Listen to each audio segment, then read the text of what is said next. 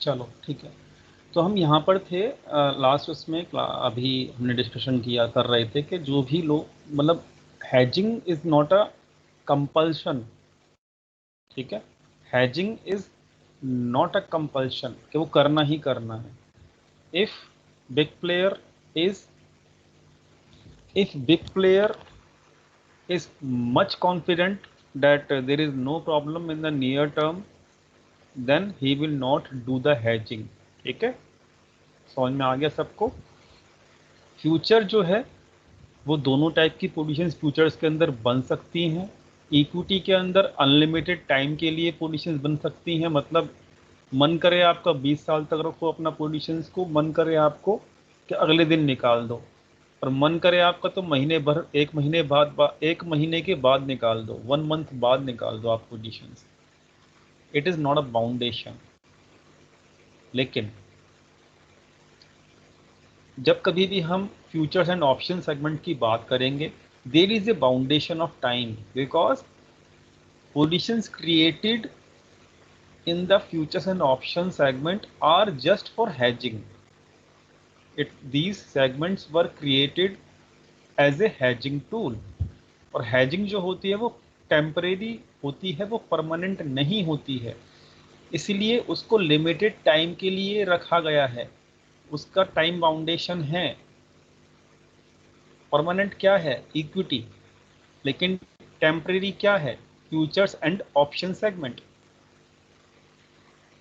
तो यहाँ पर फ्यूचर सेगमेंट का जो टाइम बाउंडेशन है वो 1 मंथ का है। If you have created any position, any type of position in the future segment na, then you have to close within 1 month, whatever the expiry of that future segment na, it is written there, whenever we will create any position, it is written over there that your position will be uh, created up to this date, मतलब आपकी इस date तक valid रहेगी आपकी position.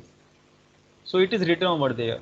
ठीक है, so there is a time boundation, there is a time boundation in the future segment and there is a time boundation in the option segment as well। ठीक है, so now हमने आज क्या सीखा?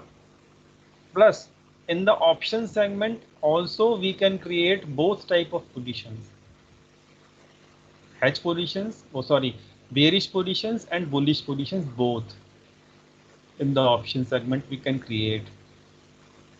In the future segment we can create both type of positions, but in the equity segment, which is the permanent and most powerful segment, only and only bullish positions can be created। ठीक है, इतना समझ में आया सबको? अभी तक यहाँ तक किसी को कोई क्वेश्चन है तो then you can ask, after that I will go ahead.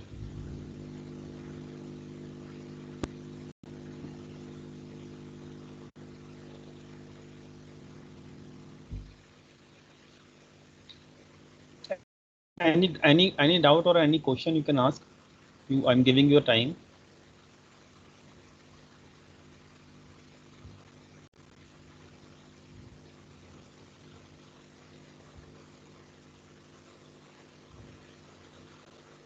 Okay ठीक है, मैं कंटिन्यू कर देता हूँ। Can FNO be carry forward after 1 month? No, you have to close, you have to close within a 1 month। there is a time boundation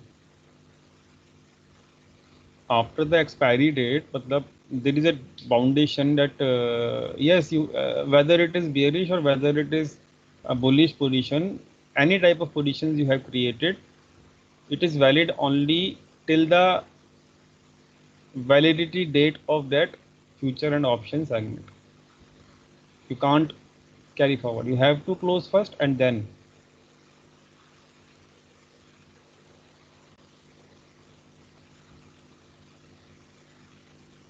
सीखेंगे, सब सीखेंगे हम, सब सीखेंगे, ऑप्शन चेंज को पढ़ेंगे ना तो हम सब सीखेंगे क्यों चेंज होता है, कैसे चेंज होता है। हमारा नज़रिया थोड़ा थोड़ा सा अभी हमको लगता है कि वो इंटरडे में चेंज हो रहा है, बट वो ऐसा नहीं होता है, वो सब पोजिशनल ही होता है। I will prove you all. ठीक है, तरीका हमारा थोड़ा सा गलत है रीड आउट करने का। ठीक है, चलो आगे बढ़ते हैं। पहले अभी हम मनी फ्लो को कंप्लीट कर लेते हैं, फिर for futures there is one month limit. For the options we have two time period, one weekly time period and monthly time period both. ठीक है, always try to understand any segment which is having the less time period is much more risky. जो segment जितना कम time period के लिए होगा that segment will be higher risky, very risky. तो सबसे ज़्यादा रिस्की कौन सा है? Option segment, because validity of that option segment is also for a 1 week. Second rank पे कौन सा आता है? वो आता है फ्यूचर। एंड सबसे ही कम रिस्की कौन सा है? इक्विटी।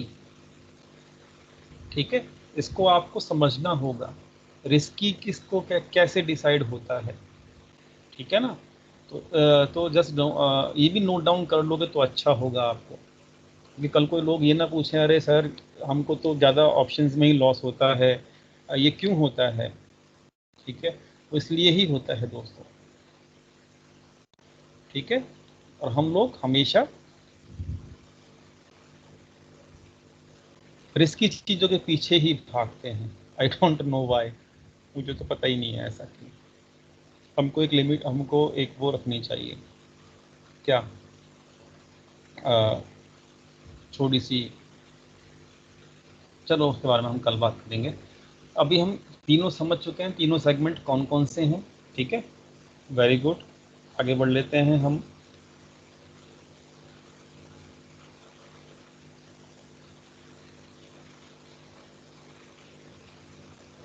अब हमने, हाँ बस यही समझ सकते हो आप, इसलिए लोग भागते हैं। Higher the risk higher the profit, but higher the risk higher the loss भी हो सकता है।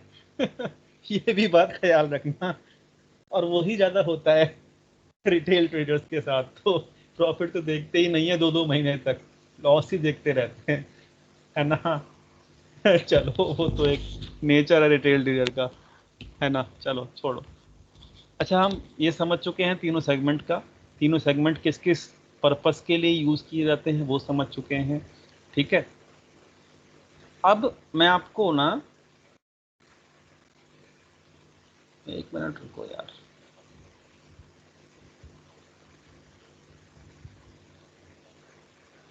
एक मिनट रुको। If my pen will get start ना then it will be good for me. मुझे आपसे कुछ क्वेश्चंस करने हैं, बट 2 दिन से मेरा पेन नहीं चालू हो रहा है।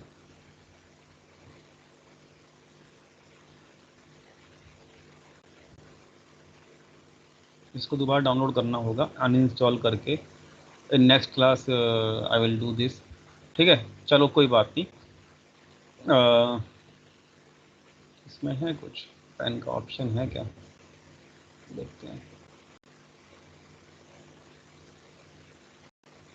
1 मिनट रुक जाओ।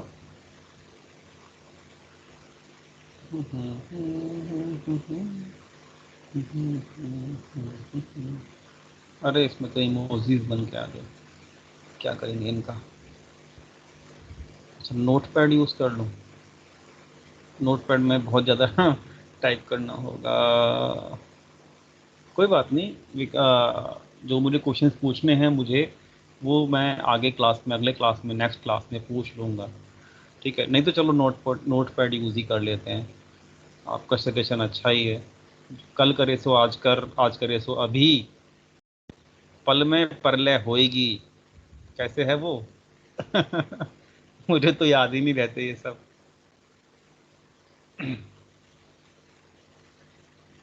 कल के ऊपर क्यों काम छोड़े हम?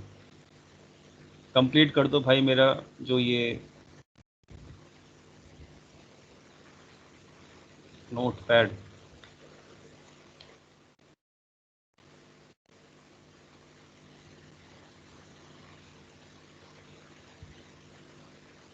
पेंट यार यूज ही नहीं करना आता मेरे को, ये सब आता नहीं है ना। अरे भाई पंखा चलाया हुआ है, फैन चलाया हुआ है मैंने ऊपर, उसका साउंड आता है।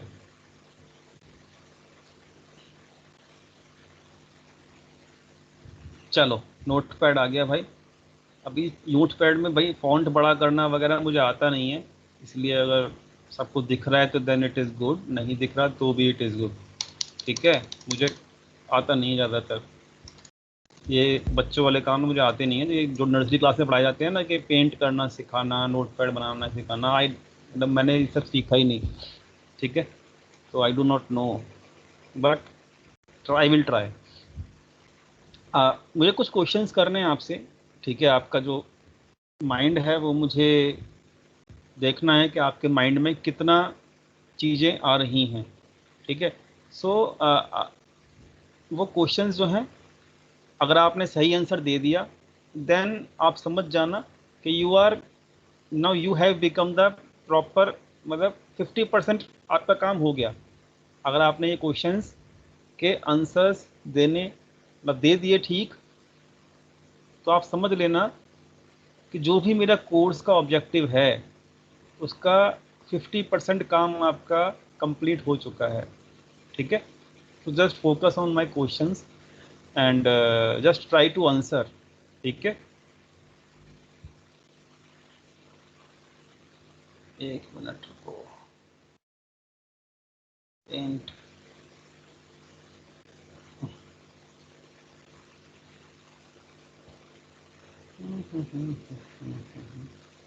ला ला ला ला ला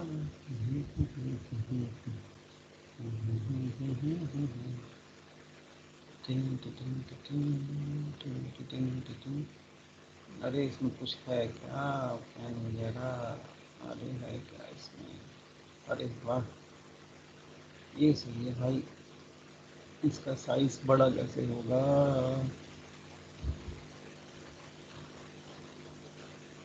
अरे कोई तो हेल्प करो, इसका मतलब बोल्ड कैसे होगा भाई? चलाना नहीं आता मुझको। मेरा नहीं, मेरे को मतलब ब्रश साइज बड़ा करो, कैसे करूं? आता नहीं है। अच्छा ब्रश ये है क्या? अच्छा ये है, ओहो, ठीक है भाई, हो गया हो गया हो गया हो गया। बस मुझे टेम्परेरी काम चलाना है, कल से मेरा काम होके हो जाएगा। ठीक है, मतलब आपको बस समझाना है मुझे, ये समझ लो। मतलब मुझे कोई इसमें तो ये तो है नहीं कि डिग्री लेनी है मुझे पेंट के अंदर। ठीक है, just I want a practice, मतलब एक प्रैक्टिस करनी है, वो आप समझ जाओगे तो भाई बढ़िया होगा ना मेरे लिए।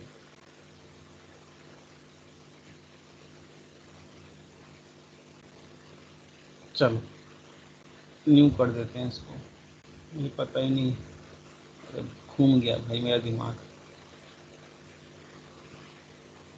ये बड़ा कैसे होता है? अरे भाई मेरा पेन जो है ना, कंट्रोल प्लस एन। अच्छा हाँ भाई, बढ़िया है बढ़िया है, अच्छी बात है यार, आप बता रहे हो। हाँ ठीक है भाई, चलो। तो बताते हैं ना भाई, मुझे आता नहीं है ये। ठीक है, चलो आगे बढ़ते हैं। अच्छा, चलो। तो दोस्तों मेरा पहला क्वेश्चन है, focus on the question and try to answer in. Suppose ये इक्विटी सेगमेंट है। ठीक है, अरे वाह, क्या राइटिंग है, मज़ा आ गया। ऐसी राइटिंग तो मुझे कभी मिली ही नहीं करने को। अच्छा लग रहा है मुझे नर्सरी क्लास की एक्टिविटी करने में। इक्विटी सेगमेंट है एक, ठीक है दोस्तों, फ्यूचर सेगमेंट है एक, और एक सेगमेंट है ऑप्शन सेगमेंट, ठीक है। ध्यान से समझना मेरे क्वेश्चन को and try to reply me. I want your conclusion, I want your conclusion that what you think. Suppose in equity segment anybody is bullish, मतलब consistent basis के ऊपर on daily basis if anybody is what if anybody is bullish, he is buying the stocks. Clear? And in futures he is buying bullish. In options he made the bullish positions. View क्या निकलेगा बताओ मुझे, आपका conclusion क्या निकलेगा? What conclusion? मैं बता देता हूँ कंक्लूजन निकालना कैसे होता है। यहाँ पर दो चीजें देखनी होती हैं कि उनका व्यू क्या है, एक तो बुलिश है, ठीक है, या बेरिश है। पहले तो व्यू निकालना होता है, और दूसरी चीज हमको ये देखनी होती है कि वेदर दे आर हेज्ड और नॉट, ठीक है।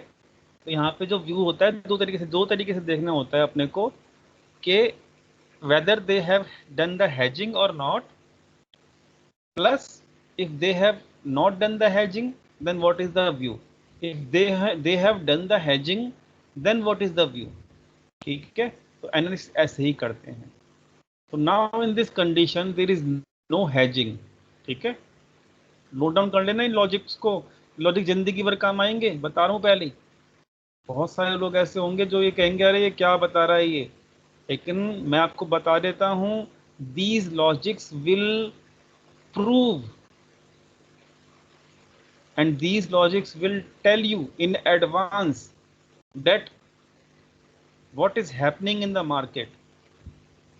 अभी मैं आपको एक्सेल शीट दूंगा जब, then you will get realise that what are the importance of these logics. इसलिए इस पे फोकस करो, लिख लो इनको, हो सके तो जिंदगी भर काम आएंगे। जिंदगी भर बात कर रहा हूं, because data never change. So in equity buying is happening, future में बाइंग हो रही है, ऑप्शंस में बाइंग हो रही है, कंक्लूजन इज बुलिश, गुड, ठीक है। सेकंड, यहां पर ये पहली कंडीशन हो गई। सेकंड कंडीशन दोस्तों, इक्विटी में अपने आप को सोचना you R F I, all people will मतलब ऑल स्टूडेंट विल थिंक कि भैया वो आप एफ आई हो, और मैं अपने आप को एफ आई समझता हूँ हमेशा, याद रखना।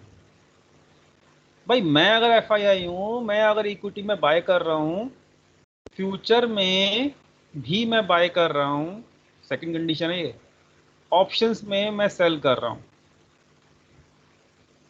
अब मुझे बताओ मार्केट का व्यू क्या है मेरे हिसाब से।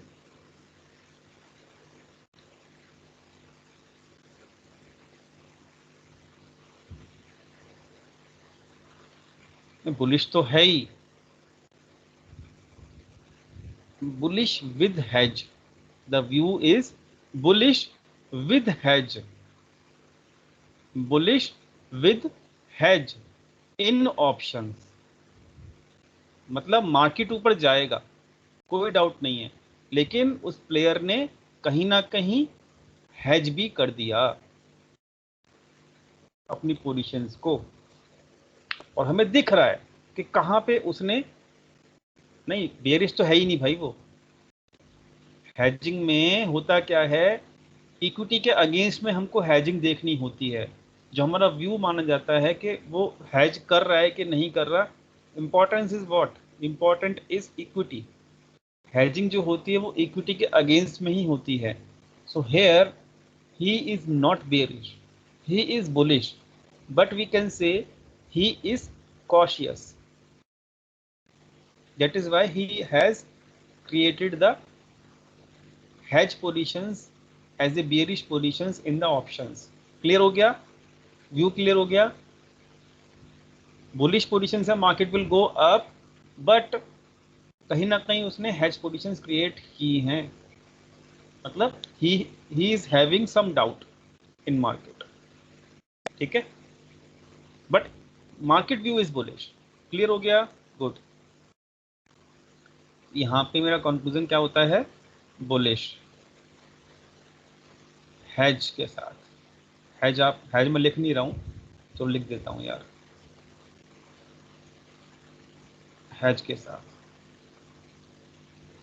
ठीक है, समझ जाना आप। लेकिन थर्ड कंडीशन दोस्तों, इक्विटी में मैं एफआईआई हूं तो मैं बुलिश हूं, फ्यूचर्स के अंदर मैं बियरिश हूं, और ऑप्शंस के अंदर बुलिश हूं। वही सेम सिनारियो हो गया, I am bullish with hedge in futures.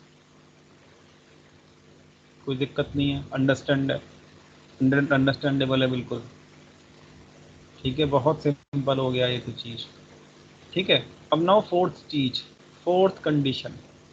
अब आप ये मत कहना, यहाँ पे जब सिचुएशन ये होगी ना, फोर्थ कंडीशन आप ये भी बोल सकते हो कि अगर इक्विटी में कोई बाय कर रहा है, फ्यूचर में भी सेल कर रहा है और ऑप्शन में भी सेल कर रहा है, what is this condition now? What is this fourth condition? Is what?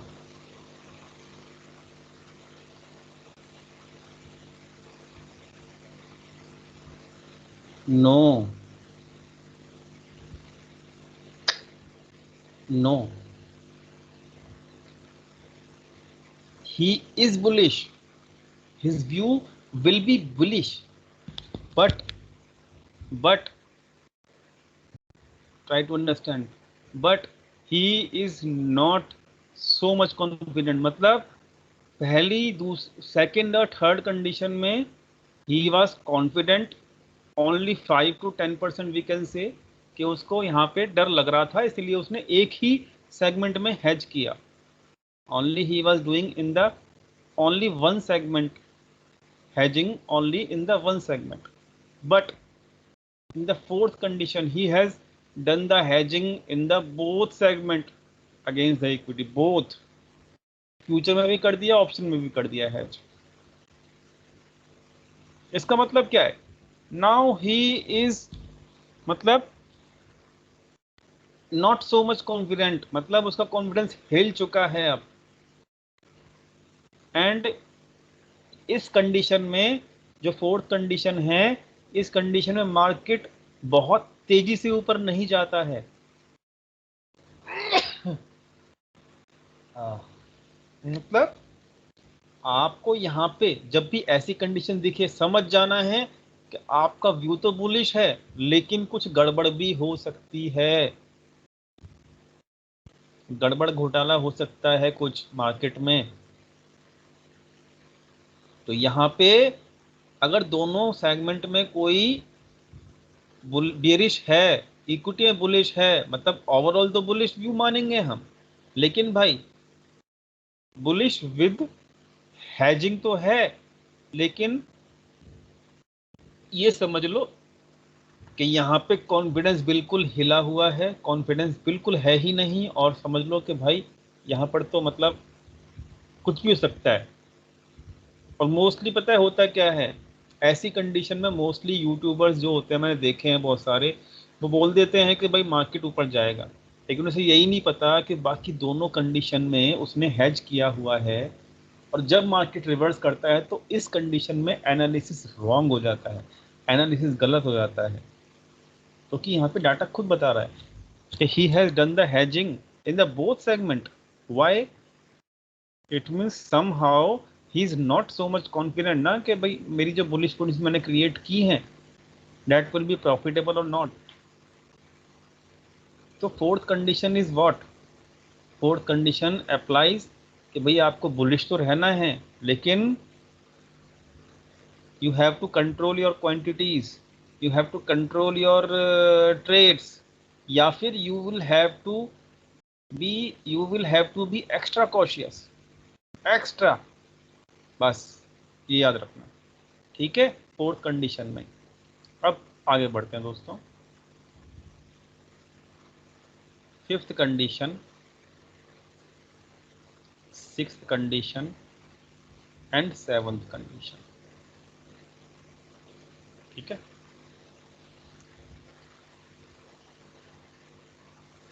अब हम चलते हैं बियरिश साइड में।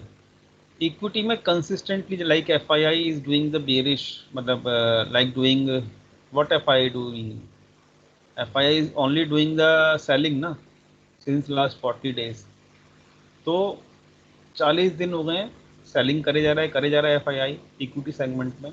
So this fifth, six and seventh condition will apply here. So in equity if I am an FII, तो भाई मैं FII हूं, तो मैं क्या कर रहा हूं, इक्विटी में सेल ऑफ कर रहा हूं।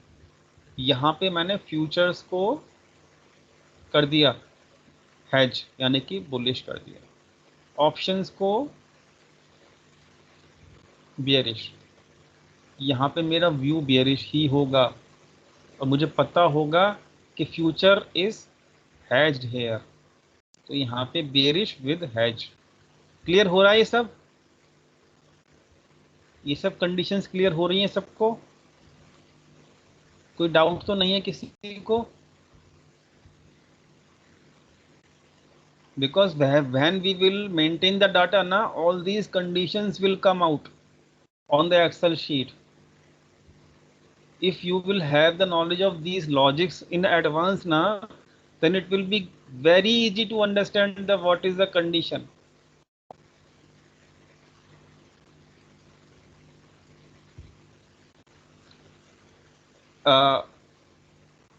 I can give an example like suppose we all are FII, we have decided that like today's example you can say, on Tuesday equity was sold by the FII, okay, on Monday and Monday से मतलब before Monday also, since last whole July equity is being sold on the daily basis by the FII. But आज का क्या scene है? Today market went up, even FII sold the quantity in the equity segment. What does it mean? What does it mean? It means that equity was sold, future was bullish, somehow future was bullish and option was bearish. So this condition, मतलब market ऊपर गया, लेकिन यहाँ पे ऊपर गया हुआ market में एफआई को लॉस नहीं हुआ। अगर 200 पॉइंट्स मार्केट ऊपर चला भी गया, equity was sold by the FII today. If you will check the today data, you will see that FII was sold by the FII. Equity was sold by the FII. But have they booked the loss? Because market तो ऊपर गया 200 point. No, they have not booked. They are not in the loss because they have done hedging with the future buying already. They have done. Clear हुआ कुछ? तो जो अभी देखो, एक बात बताता हूं आपको, एक लाइव एग्जांपल देता हूं आपको practical. More powerful is future. The big player always do the meaningful hedging with the futures only. ठीक है, बिकॉज ऑप्शंस में प्रीमियम जाता है। ऑप्शंस तो केवल मतलब मार्केट के छोटे छोटे मूव्स ऊपर या नीचे करने के लिए, मान लो 100 पॉइंट का डाउन मूव लेकर आना, ऑप्शंस में हैवी पोजीशंस क्रिएट कर दिया, आ गया, ठीक है।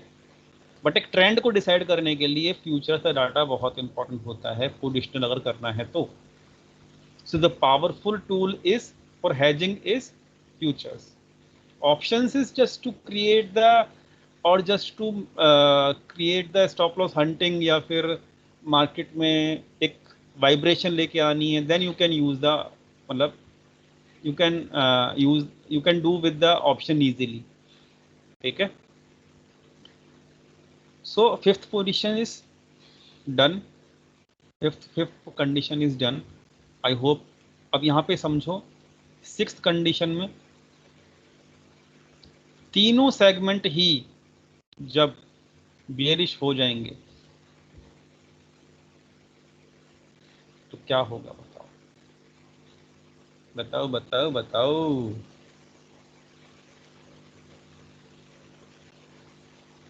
भरत झोली मेरी या मोहम्मद, लौट कर लौटना चाहूंगा खाली। बहुत दिन हो गए मूवी नहीं देखी एक भी, सोच रहा हूँ सैटरडे को मूवी देखूंगा। अरे हैज तो है ही नहीं इसमें। हाँ विदाउट हैज है, हाँ बता देता हूँ। Sixth condition is like crash condition, लेकिन क्रैश का सीन होता है, एक कंडीशन होती है एक्स्ट्रा कि क्रैश आने से पहले, वो मैं बताऊंगा एक क्रैश की, कहाँ क्रैश की, आप ऐसा नहीं होगा कि एक आपको वन डे, मतलब सिंगल डे के ऊपर आपको अगर ये तीनों कंडीशन मिल गई जो सिक्स कंडीशन है, तो नेक्स्ट डे क्रैश हो जाएगा, ऐसा नहीं होता है। For the crash there must be minimum at least 6 consistent days, लिख लो ये चीज भी लिख लो, 6 कंसिस्टेंट बेसिस के ऊपर, 6 कंसिस्टेंट डेज, लगातार 6 दिन तक, द सिक्स्थ कंडीशन, ये वाली 6 जो सिक्स कंडीशन दिख रही है, कंसिस्टेंटली 6 डेज तक, जो ये छठी कंडीशन सिक्स कंडीशन दिख रही है आपको अपनी स्क्रीन पे, इट मस्ट बी अप्लाई। ऐसा नहीं होता एक दिन में अगर ये एप्लीकेशन हो गया या ये कंडीशन मिल गया तो आप कहोगे अरे सर ये तो क्रैश आना चाहिए कल, ऐसा नहीं होता है। ठीक है, समझ गए? क्रैश आना आसान नहीं होता है मार्केट में, समझो, मार्केट में क्रैश बहुत कम होते हैं, लेकिन जब होते हैं ना तो इंसान जो है ना वो, मतलब ये समझ लो बर्बाद भी हो जाता है। ठीक है, तो क्रैश ना ही आए मार्केट में तो अच्छा है, लेकिन crash is a part of the market also. So you mean 6 consistent days. हाँ, this sixth logic must be applied for 6 consistent days, लगातार 6 दिन तक ये अगर अप्लाई होता है क्रैश आ जाएगा। यहाँ पे हम अगर सिंगल डे पे अगर अपने को ये मिल रहा है कंडीशन, तो हम यहाँ पे ये लिख सकते हैं कि भाई डाटा इज बेयरिश। ठीक है, लिख लिया ये नोट, नोट डाउन कर लिया, ये क्रैश की कंडीशन नोट डाउन कर ली।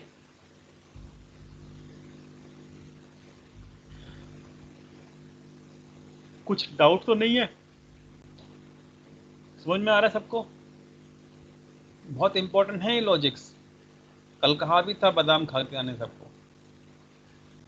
कंफ्यूज मत होना दोस्तों, it is so much simple. If you will use your mind ना, देन इट इज मतलब understandable, so much easy. Now seventh condition दोस्तों, सेवंथ कंडीशन बहुत इंपॉर्टेंट है, ध्यान से समझना।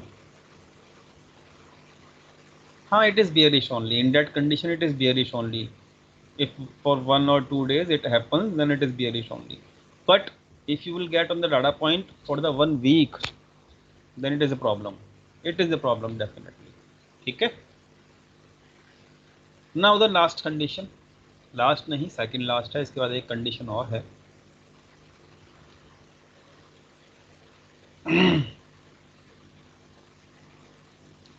when you will get the seventh condition is last condition, we will wrap up this, when you will get this condition ना, अब बताओ, now you tell me that what is happened, what has happened now। अब बताओ भाई।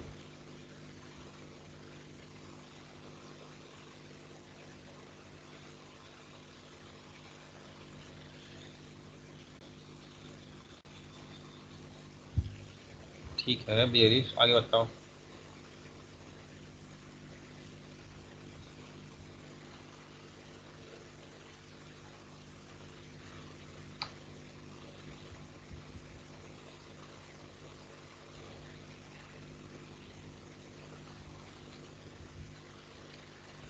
Long term bearish, short term bullish. अच्छा, not confident, not very confident about the market, has no confidence, not go down fast, bearish। बिल्कुल ठीक है, आपने बहुत सही, थोड़ा सा सही तो मतलब नहीं बोलूँगा एग्जैक्टली, लेकिन फिर भी आपने कहीं हद तक, हाँ ये सही है, लास्ट वाला सही बोले। विजय जी ने सही बोला, बेरिश विद हाई कॉशियसनेस। देखो होता क्या है दोस्तों, एक चीज बोलना चाहूंगा आपको। Has anybody seen the crash of 2020? किसी ने देखा क्रैश वो? देखा नहीं? अरे वाह, बहुत नए हो भाई। मतलब किसी ने देखा ही नहीं, पिछले साल का क्रैश देखा नहीं क्या? मतलब कितने हैं ऐसे जिन्होंने नहीं देखा? नहीं वाले जरा दिखाओ, मतलब बताओ। विजय जी तो बहुत पुराने हैं, इसका मतलब 8 में तो लोगों की नींद क्या सब कुछ उड़ गए। मतलब हाँ, during the March of the last year.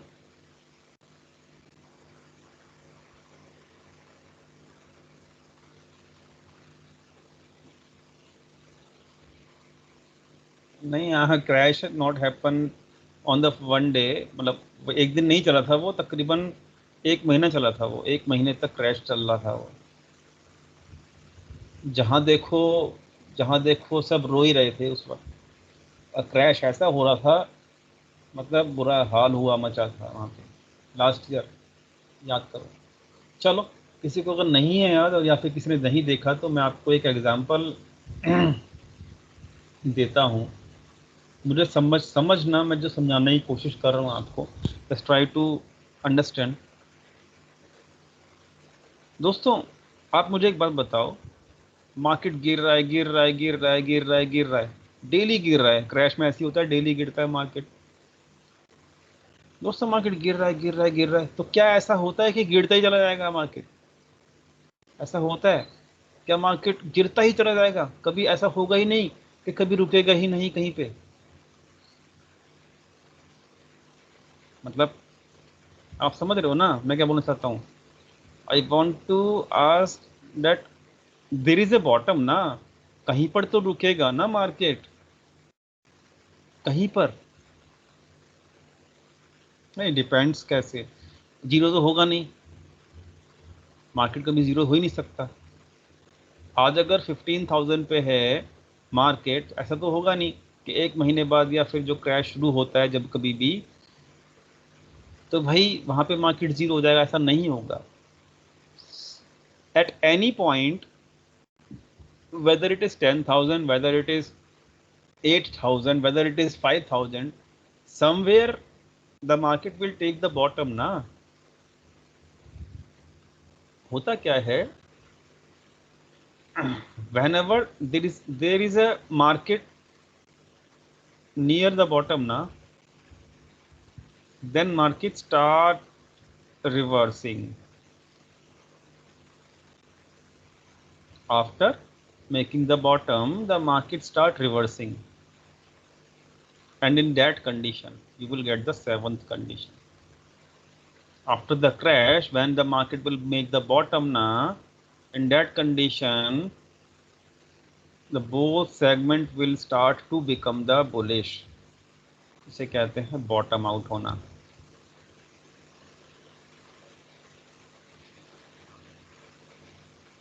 ठीक है, इन this condition you will say that equity is not bullish, yes market. और एक कंडीशन और होती है, लिख लो ये सब कंडीशंस, मिलेंगी नहीं कहीं आपको समझने में। You will not get these conditions anywhere. It is my practical experience. Seventh condition is what? Whenever there is a crash, it applies only and only. Seventh condition is only applicable when there is a crash. Try to understand.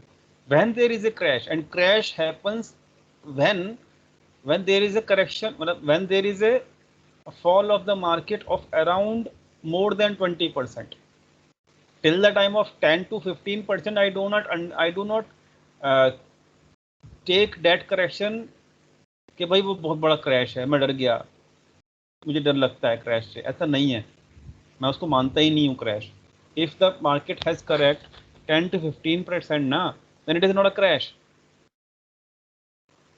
But if there is like in last year what happened, the market corrected 40%, market fall the 40% from the top of the market.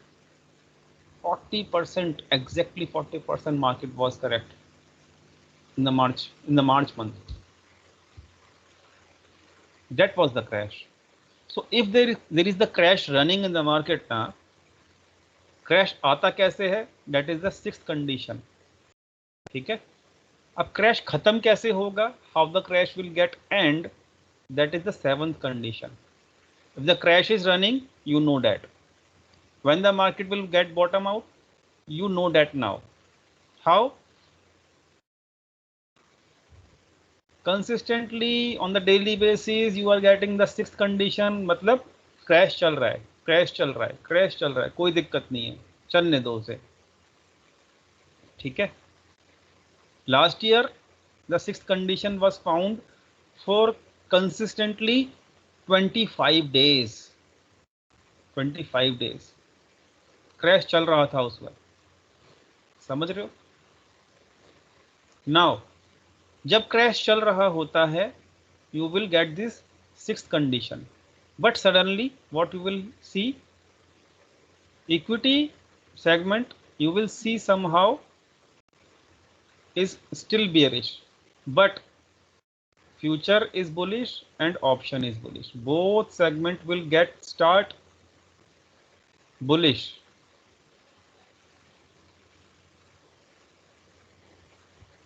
And consistently for the 6 to 7 days it will get start to be bullish.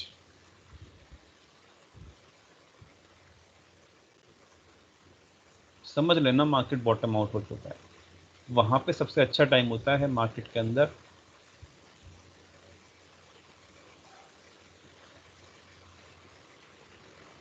हाँ बिल्कुल.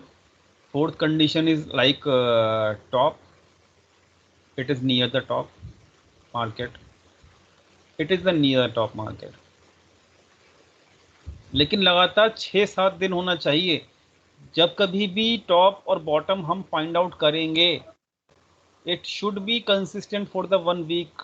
It should not be like कि एक दिन हो गया तो बस चलो हो गया, क्रैश शुरू हो गया. नो. या टॉप बन गया. नो. समझ में आ गया आपको what I am trying to say? It should not be on the basis of 1 day. It should be लगातार 6 days, 7 days at least. Then only we will understand कि हाँ भाई कुछ चल रहा है पंगा. When market will get bottom out, होता क्या है कि जो लास्ट इंस्टॉलमेंट बचती है, इंस्टॉलमेंट मतलब इक्विटी बहुत सारी होती है जो उनको सेल करनी होती है. किसको? FII को. तो वो क्या करते हैं, एक सेक्टर लेते हैं, फिर सेकंड सेक्टर लेते हैं. सारे के सारे सेक्टर्स में से सारी कंपनियों को उनका प्रॉफिट बुक करना होता है, मतलब सबको सेल करना होता है उनको. तो जो भी उनकी लास्ट इंस्टॉलमेंट बचती है बॉटम के आसपास, वो उसको भी सेल कर देते हैं और फिर वो फ्रेश इन्वेस्टमेंट करना शुरू करते हैं. तो हमको क्या दिखेगा बॉटम के आसपास कि जो भी उनकी थोड़ी बहुत रिमेनिंग प्रॉफिट बुकिंग पोजीशंस बचेंगी, मतलब उनको सेल करना होगा, डंप करना होगा अपना माल, वो करेंगे बॉटम के आसपास. वहां पे वो बाय नहीं करते पहले, वो बाद में बाय करते हैं। पहले वो बॉटम के आसपास लास्ट रिमेनिंग इंस्टॉलमेंट को सेल करते हैं, सेल।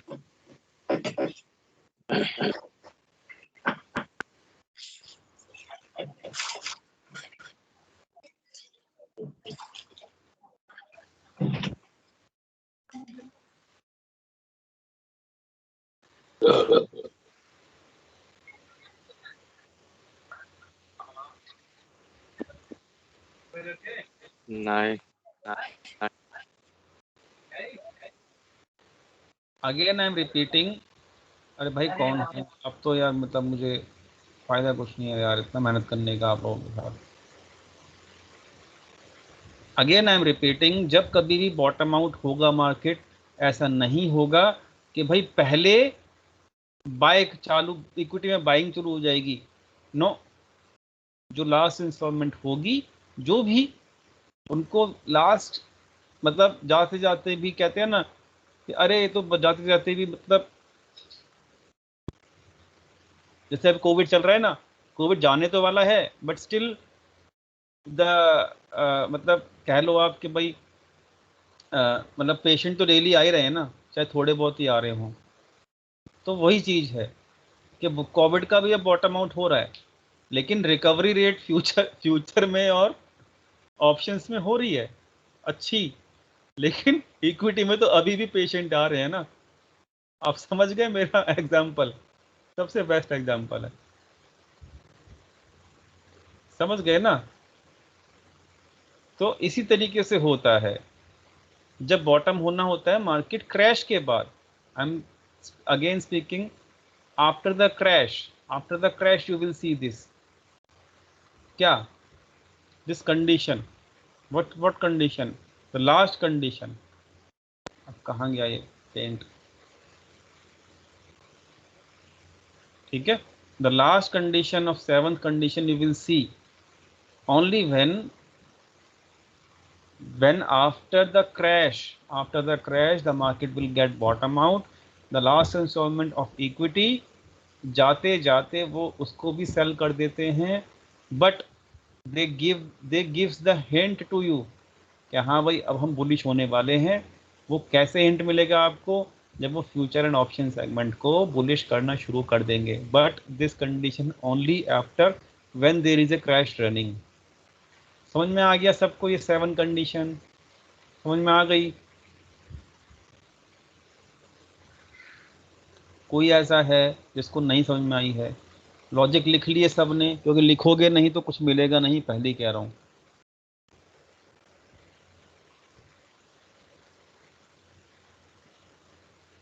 कोई ऐसा है जिसको मेरे लॉजिक समझ में नहीं आए हों या थोड़े डिफिकल्ट लगे हों?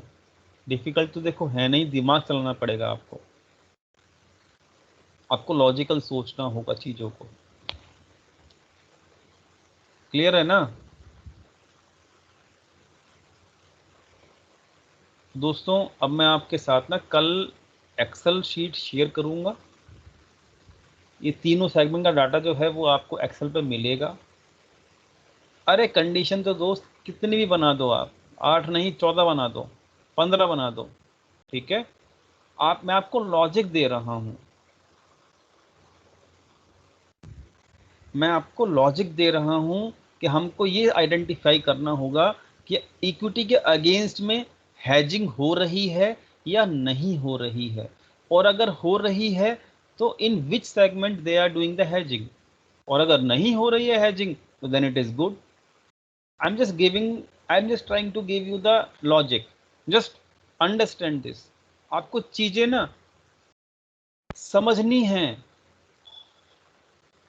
आपको चीजें रटनी नहीं है। अब मुझे इंग्लिश में पता नहीं क्या कहते हैं रटने को, लेकिन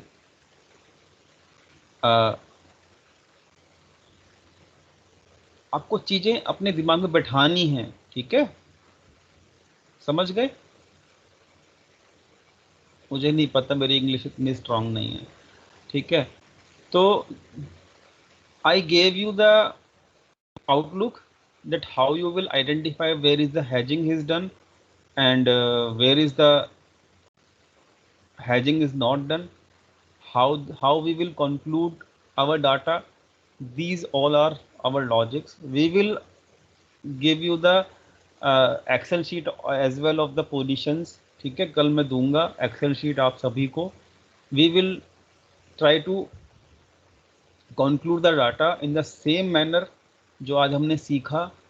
जब हम वो, और अगर हमने वो चीज़ करनी सीख ली ठीक तरीके से एक्सेल शीट के ऊपर, देन एट लीस्ट हमारा 50% काम कंप्लीट हो जाएगा और अपने को टेंशन लेने की जरूरत होगी नहीं.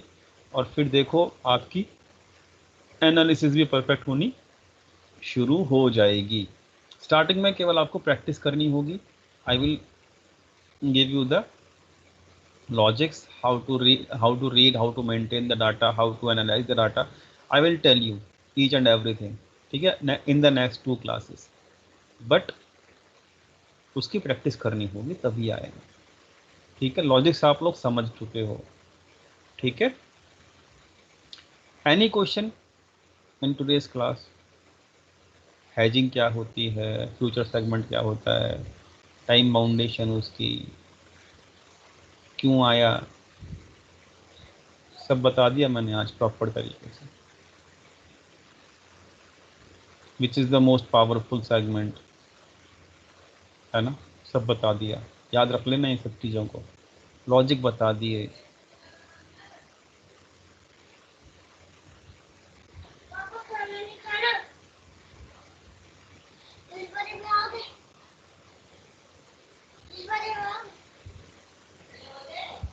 आया, क्लियर है ना सब? मज़ा आ गया भाई. Why to has if exiting stocks? अरे क्यों नहीं करेंगे हैज, बताया ना. देखो 2 मिनट, देखो होता क्या है, देखो होता क्या है, जब कभी भी FIIs लोग कुछ प्लान करते हैं, दे डू कंसिस्टेंटली. लाइक अभी क्या आपने देख रहे हो कि लास्ट 40 डेज से FI only they are selling selling selling selling selling their equities. They have planned, they are having their plan. वो कभी अपने प्लान को मतलब रूल आउट नहीं करते कि हम अपना प्लान चेंज कर लेते हैं आज हमने. ठीक है, तो ये आपको समझना होगा. सो इफ दे आर, आपका क्वेश्चन क्या था? हाँ, आपका क्वेश्चन ये था कि why to has if exiting in the stocks. तो मैं वही बोल रहा हूँ कि अगर लगातार 40 दिन तक, तो कि लाइव मार्केट में तो हैज करेंगे ना वो, और लाइव मार्केट में उनके ट्रेड्स जो होते हैं वो एल्गो ट्रेड्स लगे होते हैं. मतलब उनके ट्रेड्स मार्केट ओपन होने से पहले ही लग जाते हैं. किस वक्त कौन सी क्वांटिटी उनको कहाँ कौन से स्टॉक बेचना है, सब दे हैव प्लान्ड. और उनकी हैवी क्वांटिटी होती है, किस एवरेज प्राइस के ऊपर उनको सेल करना होता है वो भी दे डिसाइडेड ऑलरेडी. उसके हिसाब से वो अपने ऑर्डर्स को लगा लेते हैं. ठीक है, बट अगर लाइव मार्केट में कुछ न्यूज़ आ गई तो पॉजिटिव, सोचो क्या होगा फिर. आफ्टर एग्जीक्यूटिंग, मतलब आफ्टर, मतलब उनके तो ऑर्डर एग्जीक्यूट ही नहीं होंगे ना, उनकी प्लानिंग जो है वो खत्म हो जाएगी ना. They do not they do not want to do the buying, they want to do selling. आप समझ रहे हो मेरा मतलब क्या है कहने का? एक तरफ है सेलिंग जो उनको करनी ही करनी है. Market is overvalued, they do not want to buy. But suddenly the market में कुछ अच्छी न्यूज़ आ गई तो their planning will get disturb. होने को क्या है, अभी भी तो FI बाय कर सकते हैं, कोई मना थोड़ी ना कर रहा है उनको. मार्केट को 20,000 लेके जा सकते हैं ना, but it is not the part of their planning. ये हमको समझना होगा. So if they are doing the consistently selling in the equity, they will do the hedge against their algo trades. ठीक है, समझो, दोनों तरीकों से होता है हैजिंग। हाँ, जब बाइंग कर रहे होंगे लगातार कंसिस्टेंट बेसिस के ऊपर, तो वो बेरिश बना देंगे।